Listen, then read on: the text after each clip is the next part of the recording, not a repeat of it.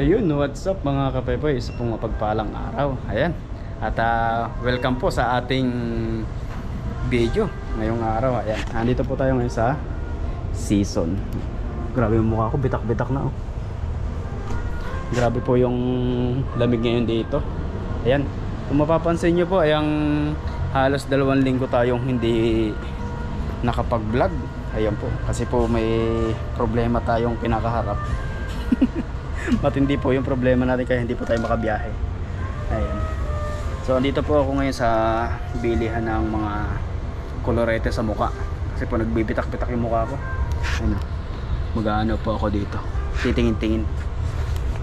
Ayan. Kasi po kung mapapansin nyo, hindi ako nakapag-vlog ng 2 linggo. Kasi po ang problema ko is yung aking license. Sobrang higpit po ngayon ni Taiwan. At lumaki po yung ano niya ngayon, yung kanyang penalty kung sakali mahuhuli po kaming mga migrant na walang license.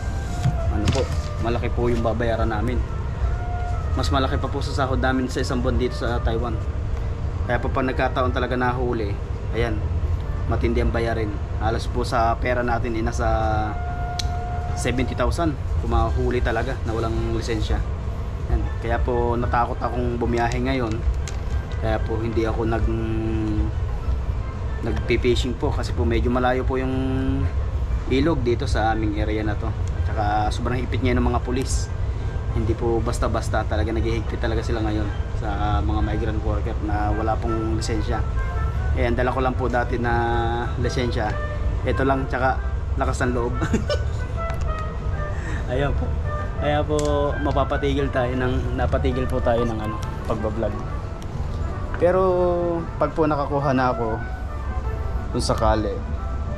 Pero po hindi pa po ngayon kasi po darating pa lang yung aking ano, yung akin pong lisensya galing Pilipinas. Ano po 'yun, pinasabay ko do sa ano po, katrabaho ko. Kaya medyo matatagalan po tayong hindi makakapag-vlog. Kailangan po muna nating makakuha ng ano, lisensya dito. Kasi po hindi basta-basta yung kanilang ano, yung kanilang penalty na inano talaga sa mga migrant. Hindi lang po migrant, kahit po kanilang mga kababayan kung walang lisensya talaga na makahuli. Eh marami na pong nahuli dito. Kaya doble-doble po yung ating pag-iingat. Hindi po pwede na hala ng hala. Noong po nakaraan, hala lang ako ng hala, sige lang ng sige. Kasi po maliit lang ang babayaran kung sakali kung mahuli man. Eh ngayon po triple pa, higit pa sa triple, 4 plates pa nga yata eh. Ayan po. Pero pag po nag okay na, ayan, tayo po ay babalik na sa pagbablog ulit.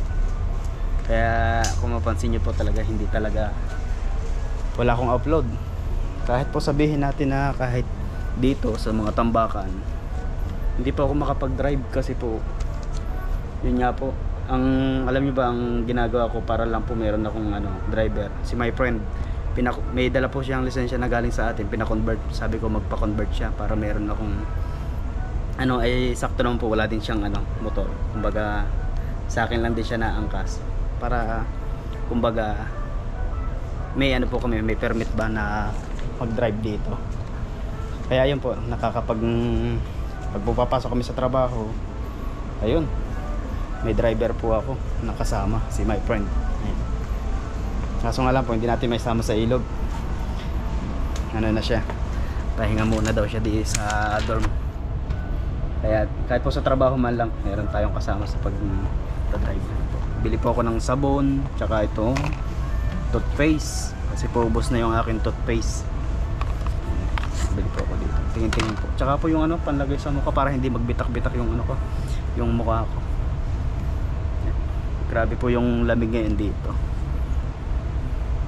Tsaka po ngayon yung pong company namin ano, medyo gumaganda na yung OT. Nagkaka-OT na po kami dito.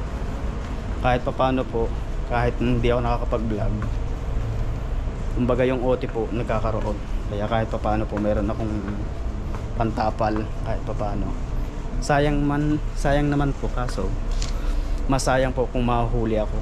Kaya yun po, pahinga muna tayo sa vlogging. Pero babalik din po ako. By December po baka makabalik ako sa pagpipishing. Ayan. Sana ako po ay inyo pa ring suportahan sa pagbabalik ko po sa ating pagbablog. Sayang naman kahit papaano po ano din po yun, dagdag kita pang bili ng gatas ng aking bunso.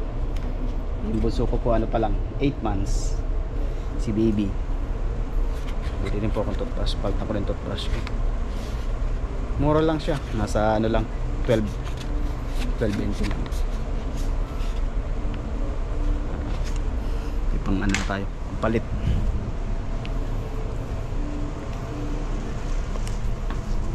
Dito po tayo sa ano, bilihan. Ayan, mga body wash, shampoo, nga pala shampoo. Titingin po tayo ng shampoo dito. Ang ginagamit ko pong shampoo ay ano, Head and Shoulders. Head and Shoulders ba? Clear pala, Clear Man. Ay chinat nga po ako ni Buddy, sabi sa akin kung kailan daw kami mag-vlog. Sabi ko hindi pa ako makakapag-vlog, Buddy, kasi yun nga ang problema ko. Hindi ko pwedeng ipilit yung sarili ko, baka matsambahan tayo. Naku po, katakot-takot tabayarin. Hindi pa nga tapos sa mga utang, babayad na naman dahil lang sa pagiging pasaway. Ayan. Kailangan natin po sumunod sa kanilang batas. Hindi ko po pwedeng ginagaya sa atin sa Pilipinas na yaman mo na, ano lang naman yan, ganito ganyan. Dito po hindi pwede, talagang hindi ka man makakulong pero pagbabayaran ka talaga ng napakalaki. Ayun po ang problema talaga dito. Kaya hindi po pwedeng maging matigas ang ating ulo. Pasensya na po kayo at hindi tayo nakakapaggawa ng mga video kasi po sobrang busy din sa trabaho. Pero po sa pagbabalik natin sa susunod na mga ano, hahataw tayo, tsaka wala na tayong stock na isda, nabili nila sa palengke. So, namamalengke na lang po kami para may maano, may maiulam. Ano pa ba nga dito po tayo, yung mabilihan na yan. Nagchinat nga din po ako ni bro. Nagtataka nga daw siya bakit nga daw hindi ako ano na. Sabi ko yun na nga ang aking problema. Kaya sabi nga ni bro, ano po, ano muna yung aking lisensya, kumuha muna daw ako ng lisensya. Kaya ang ginagawa ko po ngayon, naghihintay kasi kukuha po ako ng lisensya. Ayan. Ito, bibili po din po ako ng Listerine. Paggigising sa umaga, masarap pamumog.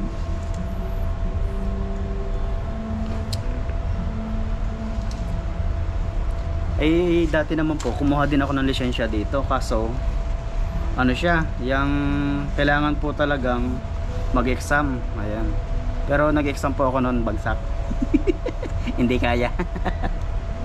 Kaya yun lang po ang daladala ko, yung parang student permit lang sa atin. Ganun lang po ang daladala ko. Pero ngayon po hindi na tinatanggap ni Taiwan yung ganun. Kaya bigla po tayong huminti pagdadrive.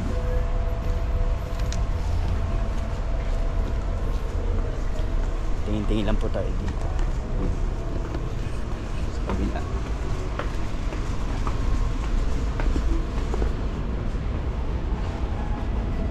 Nagsalang din po kasi ako ng labahin.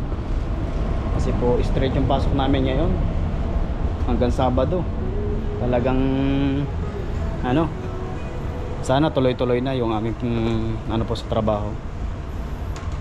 Kasi po ang tagal ko naghintay, halos halos 1 year wala kaming OT. Yan. Kaya po sobrang sipag ko talaga sa pagpipishing nun, kahit araw-araw. Kasi po walang OT dati. Ngayon po may OT na, kaya syempre mas priority po natin yung trabaho. Ito po siguradong kita na talaga. Tsaka magpapasko po, kailangan natin ng pera talaga kahit pa paano. So ito po, maghahanap pa po ako ng ano, ng iba pang bibili.